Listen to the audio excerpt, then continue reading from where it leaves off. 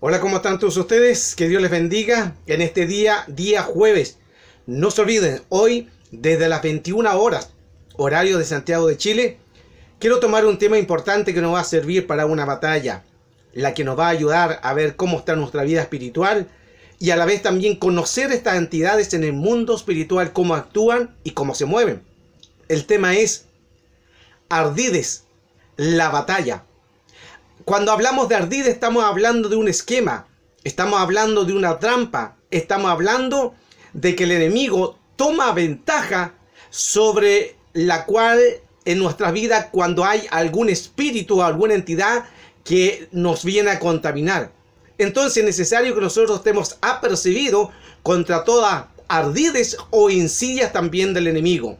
Hoy jueves, 21 horas, horario de Santiago de Chile, Ardides, la batalla en el sonido del cielo.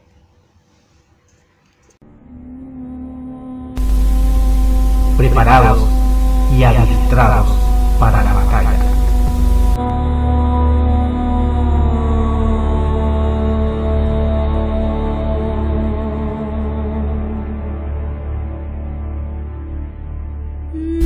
Lo que no se ve con nuestros ojos es más real de lo que se ve.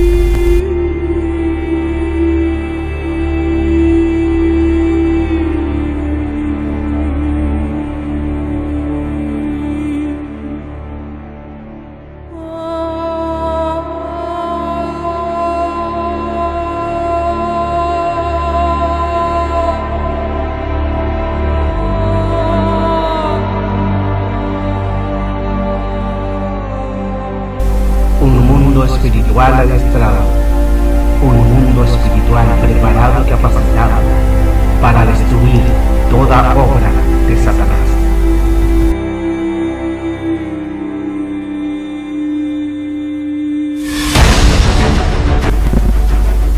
Para que Satanás no tome ventaja sobre nosotros, pues no ignoramos sus ardides. 1 Corintios 2:11.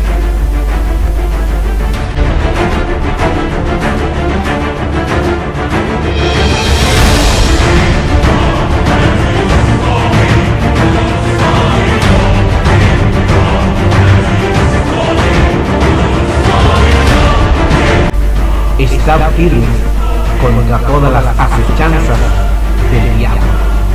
Estar firmes contra todas las insidias, plan, trampa, esquema.